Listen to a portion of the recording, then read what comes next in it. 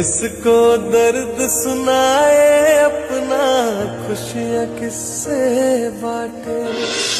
इसको दर्द सुनाए अपना, खुशियाँ किससे बांटे। अरे आ गई तू, कितना टाइम हो गया, चला नहीं था भाई को टीका करने। क्या बताऊं दीदी, मेरी भी तो नंद आ गई थी ना, तो उनसे भी तो मैंने टीका कराया था। फिर उन्हें विदा करके तभी तो आती। और आप इतनी जल्दी तैयार हो गए, आपकी नंद नहीं आई क्या? अरे नहीं, वो कहाँ आती है, उनका हमारे घर में अब आना जाना ही नहीं है। पता है तुझे, हमारी लाइफ में बहुत इंटरफेयर करती थी। मैंने इनसे बोल के उनका आना जाना ही बंद करवा दिया। मुझे बिल्कुल पसंद नहीं है।